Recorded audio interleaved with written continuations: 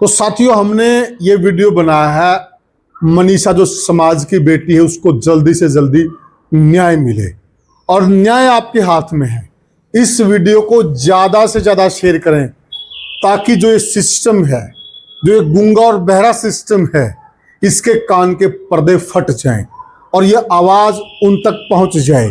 और अब ये जो एक मनीषा बेटी के साथ हुआ, आगे समाज में किसी बेटी के साथ ऐसा ना हो, और जो अपराधी हैं उन पर एक ऐसा एक्शन होना चाहिए। वो इस तरह के अपराध के बारे में सोचते हुए भी उनकी रूह कांप उठे। सामाजिक दुनिया की बात करूं साथियों, समाज के अंदर लॉ एंड ऑर्डर की जो स्थिति है वो इतनी चकनाचूर हो चुकी है।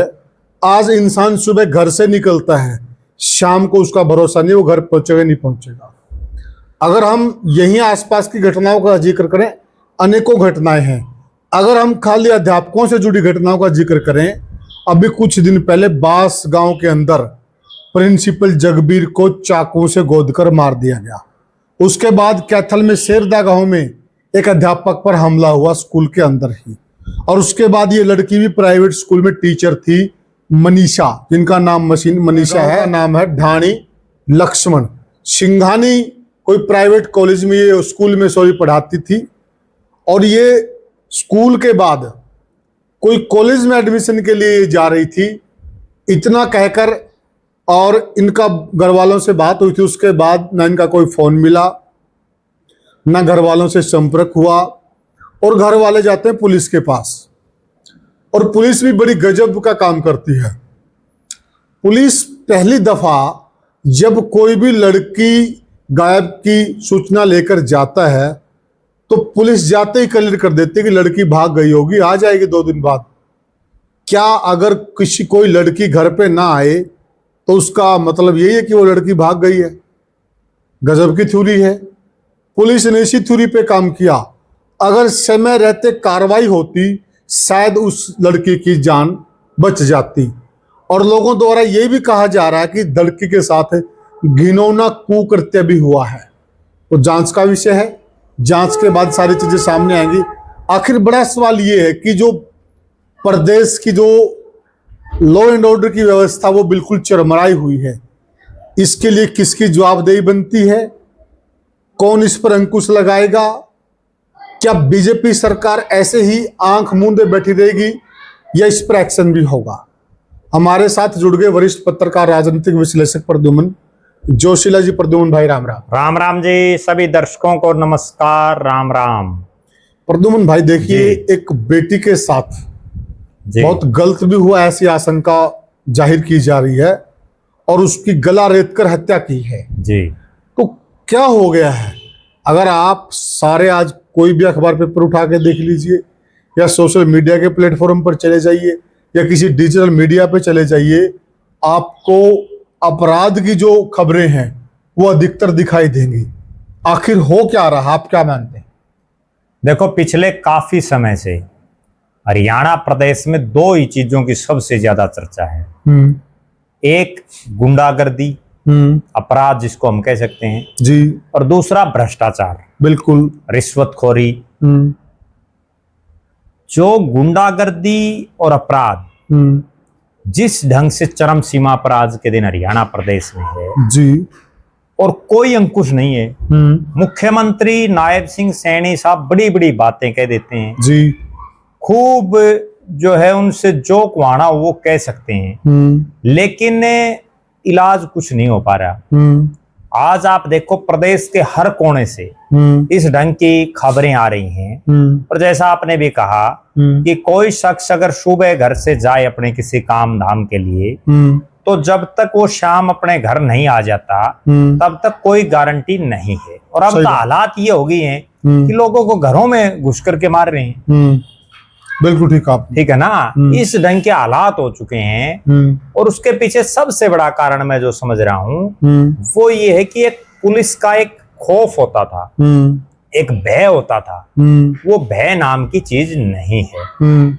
और जहां तक मैं जो समझ रहा हूँ, मुख्यमंत्री साहब इतने व्यस्त हैं कि उनके पास प्रदेश के इस लॉ एंड ऑर्डर की स्थिति को ठीक करने का समय ही नहीं है। अच्छा। क्योंकि वो मुख्यमंत्री भी हैं, वो वित्त मंत्री भी हैं, फाइनेंस का काम भी वही देख रहे हैं, ये सोचने वाली गृह सुनने वाली मंत्री बात भी है। वही हैं, और भी उनके पास अनगिनत डिपार्टमेंट हैं। और इन सब के अलावा बीजेपी उनको अलग अलग राज्यों में वोट मांगने के लिए भी प्रयोग कर रही है। कभी उनका एक पांव पंजाब में होता है, एक पांव उनका दिल्ली में होता है, एक पांव उनका राजस्थान में होता है, एक पांव उनका हरियाणा में होता है। तो सारा दिन उनकी चक्री बंधी रहती है। मैं थोड़ा बीच में एक सवाल इसी कारण मुख्यमंत्री संभवतः पहले मुख्यमंत्री हैं प्रदेश के जो अपनी गाड़ी की बजाय हेलीकॉप्टर में ज्यादा चल रहे हैं।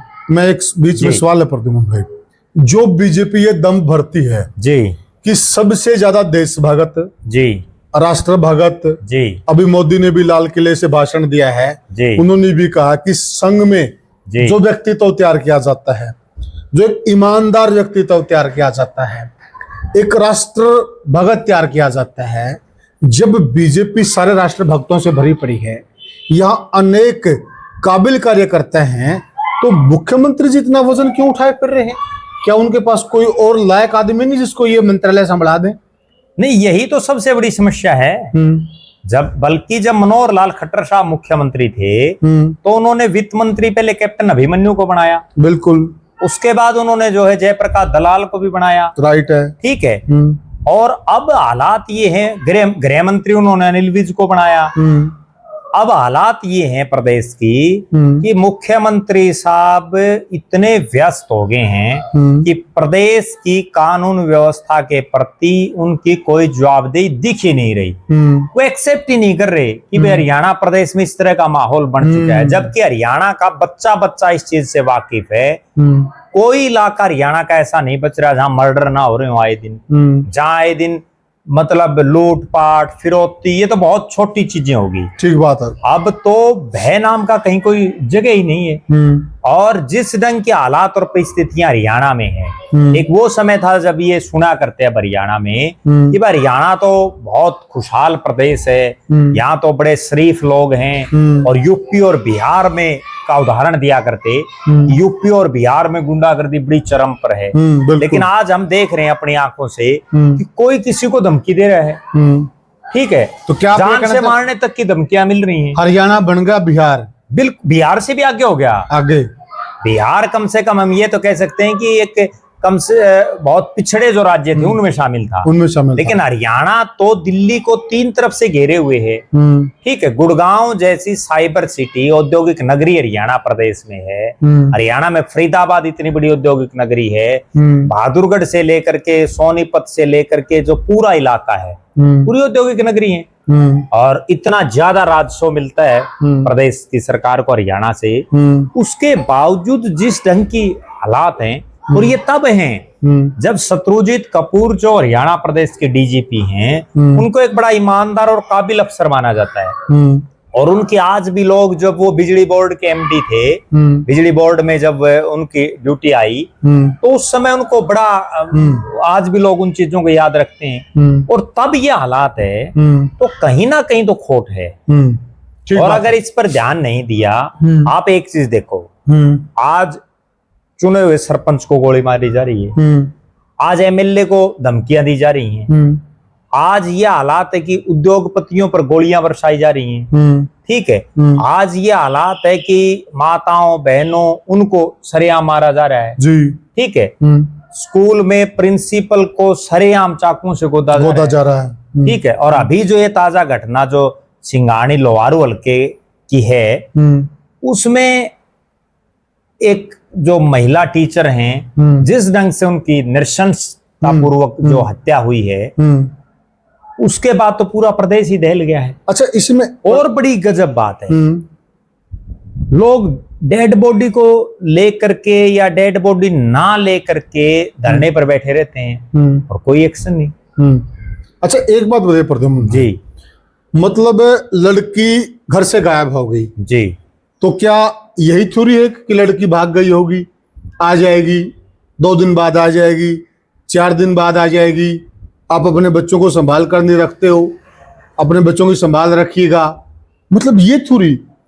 लड़की गई है, घर वाले बोल रहे हैं कि रिपोर्ट लिखिए, आप लड़की को ढूंढिए, और पुलिस ये थ्योरी दे रही है, और उसके बाद आपने एसपी को हटा दिया, कुछ पुलिस वालों पे कार्रवाई कर दी, इसी से काम चल जाएगा? देखो, मैं दो एंगलों से ये बात कहता हूं। पहली बात तो ये है कि पुलिस में ज्यादा से ज्यादा भर्तियां करनी चाहिए, क्योंकि आज जो पुलिस में लोग लगे हुए हैं उनके ऊपर इतना बर्डन है, सारा दिन जो है वो बर्डन में उनका गुजर रहा है, क्योंकि पुलिस कर्मचारी कम हैं, ठीक है, और आवश्यकता ज्यादा की है, ज्यादा।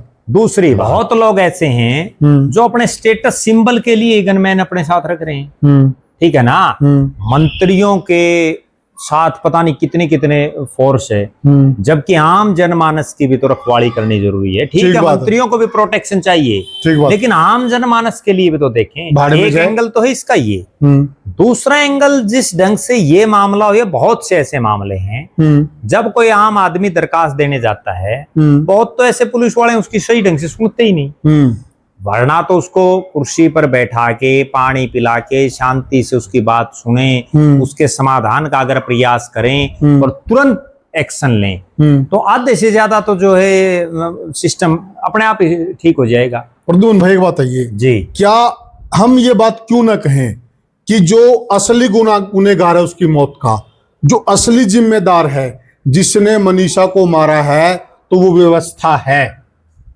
क्यों ना कहें हम डंके की चोट पर? देखो, ऐसा है, जहां तक बात है, ये तो सारी रिपोर्ट बातें जब पुलिस इन्वेस्टिगेशन करेगी और उसके बाद पुलिस की जांच में क्या आता है, और कई एंगलों से पुलिस जांच भी कर रही है इस मामले की, उसके बाद इस पर ये कह सकते हैं कि वास्तव में हुआ क्या। क्योंकि अभी की जो हालात है, ना तो आपको पता ना मुझे पता, या जो लोग वहां धरने पर बैठे हैं उनमें से भी ज्यादातर को एक्चुअल बात का तो पता ही नहीं है। सही कह रहे हैं आप, ठीक है। और पुलिस भी अभी तक कोई उस संतोषजनक जवाब पर नहीं पहुंच पाई है कि आखिर हुआ कैसे ये सब कुछ। जब ये सब कुछ क्लियर हो जाएगा उसके बाद ही हम ये बात कह पाएंगे। लेकिन इतना निश्चित है कि व्यवस्था जिम्मेदार है इस कारण कि ढील डाल बरती गई, व्यवस्था जिम्मेदार है इस कारण कि उसके मर्डर के इतने समय के बाद भी जो है पता नहीं चल पा रहा बड़ी।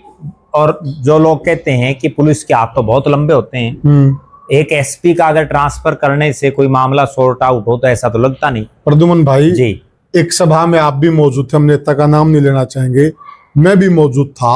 बहुत बड़े नेता, बहुत अनुभवी नेता कह रहे थे कि एक बार उनका कोई व्हीकल चोरी हो गया, उन्होंने रिपोर्ट तक दर्ज नहीं करवाई, 12 घंटे में इसी पुलिस ने वो ढूंढ कर लाके दे दिया।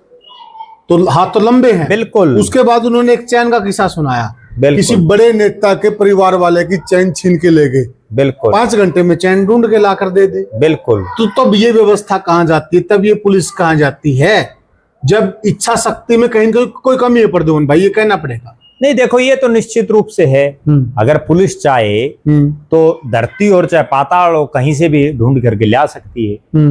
लेकिन समस्या ये है ना, पुलिस की या समाज की भी हम कह सकते हैं, एक धारणा, एक परसेप्शन ऐसी बन गई कि वो पहले से ये अंदाजा लगा लेते हैं कि ये चीज ऐसे होगी, हाँ, जैसे भाग गई होगी, आ जाएगी, उसी एंगल पर वो फिर काम करना शुरू करते हैं। जबकि हकीकत ये होती है कि क्या पता क्या मामला है, ठीक है ना। जब तक वो पूरे निचोड़ तक नहीं पहुंच पाएंगे तब तक कुछ कह नहीं सकते। लेकिन इतना निश्चित है कि अगर पुलिस चाहे और पुलिस सही ढंग से इन्वेस्टिगेशन करे तो दोषी बच नहीं सकता। ठीक बात है। पुलिस के इतने लंबे हाथ होते हैं, उनको हर चीजों का अंदाजा लग जाता है, और अंदाजा भी इसलिए लग जाता है कि कोई भी शख्स जो काम लगातार कर रहा है तो उसमें उसको महारत हासिल हो जाती है, इसमें कोई दो राय नहीं है। राइट बात है, ठीक है ना। पुलिस वाले शक्ल देख के ये बता देते हैं भाई इसने कि मैं कर रखा, कौन कर रखा।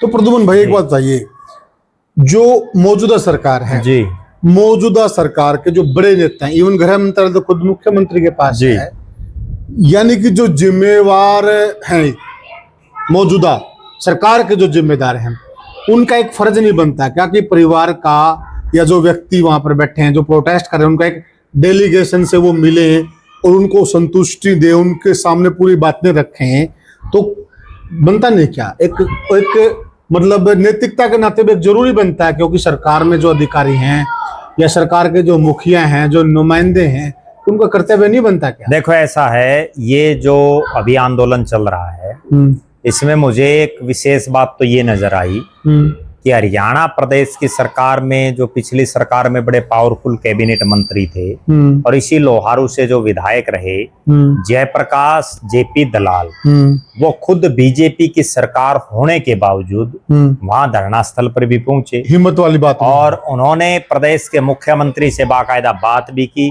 और उन्होंने वहां उपस्थित जो ग्रामीण हैं या आंदोलनकारी हैं उनको बताया भी कि सरकार हर संभव जल्दी से जल्दी प्रयास करेगी, वरना होता ये है कि सत्ता पक्ष से जुड़े लोग अक्सर इस तरह की घटना होने के बाद बचते हैं, अपने घरों में बड़े रहते हैं, वो नहीं निकल पाते, वो नहीं निकलते। तो ये अपने आप में एक बहुत बड़ी बात। यहाँ जेपी दलाल देखो तो हम इस बात के लिए दाद देंगे जी, वो न पूर्व विधायक बीजेपी के, न वो लीडर के तौर पर, वो एक समाज की बेटी थी, वो सामाजिक आदमी है। बिल्कुल उस लिहाज से, उस दृष्टि से वो वहां पर आए हैं, अच्छा काम किया उन्होंने, उन्होंने बात ऊपर भी पहुंचाई, ये भी सही है। अब ऊपर वालों का फर्ज बनता है प्रद्युमन भाई कि वो इस मामले में त्वरित कार्रवाई करके एक अच्छा एक्शन लें। नहीं, ऊपर वालों के पास तो सबसे बड़ी समस्या मैंने जो बताया ना कि सैनी साहब बहुत बिजी हैं, अति व्यस्त, तो वजन कम कर लेना, उनको अपना कुछ वजन कम करना पड़ेगा। हाँ, मंत्रिमंडल में विभागों का फेरबदल करें या मंत्रिमंडल में कुछ एक जो मंत्री काम नहीं कर रहे, कई मंत्री तो ऐसे हैं जो नहीं उस ढंग से काम कर पा रहे जैसा एक मंत्री को करना चाहिए, तो उनकी छुट्टी करके नए एनर्जेटिक मंत्रियों को बनाएं तो कुछ सुधार की उम्मीद है, क्योंकि आदमी सोच भी तभी पाएगा जब उसके पास समय होगा। राइट है। जब वो बिल्कुल ही इतना व्यस्त है कि हेलीकॉप्टर से नीचे पैर ही नहीं उतर रहे सैनी साहब के, बिल्कुल सारा दिन भागम दौड़, ये हालात है। तो प्रद्युमन भाई, अंतिम हम निष्कर्ष की तरफ आते हैं जी। आपके हिसाब से, मतलब जल्दी से जल्दी, ताकि जो बेटी के गुनाहगार हैं और जो परिवार सड़क पर बैठा है और बेटी का अभी तक अंतिम संस्कार नहीं हुआ है, तो त्वरित एक्शन क्या होना चाहिए आपके हिसाब से? जल्दी से जल्दी राहत वाली बात क्या हो सकती है? देखो, मेरा ये मानना है कि अभी जिन मनीषा जो हमारे बीच में नहीं रही, अकेली एक मनीषा का सवाल नहीं है। आज मनीषा के साथ ये हुआ, कल क्या पता किसके साथ हो जाए। बिल्कुल सही बोले। तो सबसे बड़ी चीज तो ये है कि जो अपराधी किस्म के लोग हैं उनके दिलो दिमाग में खौफ और भय होना चाहिए कि पुलिस और सरकार है कोई। ठीक बात है। सबसे बड़ी बात तो है ये, बिल्कुल राइट, ताकि आगे इस तरह की घटना ना घटे। क्योंकि हम करते क्या हैं कि एक घटना घटी, उसको 10 दिन याद रखते हैं, 11वां दिन फिर भूल जाते हैं। ठीक है, जबकि होना ये चाहिए कि तुरंत प्रभाव से इस ढंग का एक्शन हो जो भी इस तरह की प्रवृत्ति के लोग हैं, ताकि वो सोच भी ना सकें। अगर दो चारों के साथ कोई गंभीर सिस्टम सरकार ने कर दिया है, पुलिस ने कर दिया, तो बाकियों को तो अपना आप खौफ पैदा हो जाएगा। ठीक बात। अगली जो बात है, जो त्वरित इस मामले में क्या हो, तुरंत प्रभाव से जो भी अपराधी हैं उनको पकड़ा जाना चाहिए, क्योंकि सरकार के इतने लंबे हाथ हैं कि अगर कोई विदेश में बैठा है उसको ही पकड़ लेते हैं। बिल्कुल राइट अजय भाई, ठीक है, तो तुरंत प्रभाव से वो करना चाहिए और जो भी कोई भी दोषी है उसको सख्त से सख्त सजा भी मिलनी चाहिए। ठीक है ना, जल्दी से जल्दी जो कोर्ट ट्रायल है वो जल्दी से जल्दी होना चाहिए, जल्दी। बल्कि इसके लिए ना प्रद्युमन भाई कहते थे फास्ट ट्रैक कोर्ट बना दिया। बिल्कुल, लेकिन उसमें भी समय बहुत लगता है जी, तो उसमें भी एक समय मतलब और कम करना चाहिए और सजा भी ऐसी मिलनी चाहिए कि ताकि एक सबक, एक नजीर पेश हो और जो इनका परिवार है उनको भी सरकार हर संभव मदद करे। ठीक बात है। ये 3-4 काम बड़े जरूरी हैं और भविष्य में इस तरह की घटना ना हो उसके लिए हर जिला पुलिस कप्तान को बिल्कुल सख्त से सख्त निर्देश होने चाहिए। तो साथियों, हमने ये वीडियो बनाया है मनीषा जो समाज की बेटी है उसको जल्दी से जल्दी न्याय मिले और न्याय आपके हाथ में है। इस वीडियो को ज्यादा से ज्यादा शेयर करें ताकि जो ये सिस्टम है, जो ये गूंगा और बहरा सिस्टम है, इसके कान के पर्दे फट जाएं और ये आवाज उन तक पहुंच जाए। और अब ये जो एक मनीषा बेटी के साथ हुआ, आगे समाज में किसी बेटी के साथ ऐसा ना हो। और जो अपराधी हैं उन पर एक ऐसा एक्शन होना चाहिए, वो इस तरह के अपराध के बारे में सोचते हुए भी उनकी रूह कांप उठे। ऐसा एक एक्शन होना चाहिए, कॉन्क्रीट एक्शन होना चाहिए। आपके हाथ में, आप वीडियो को ज्यादा से ज्यादा शेयर कीजिए ताकि इस बेटी को जल्दी से जल्दी न्याय मिल सके। साथियों, फिर मिलेंगे किसी और मुद्दे पर, किसी और वीडियो में। तब तक के लिए राम राम।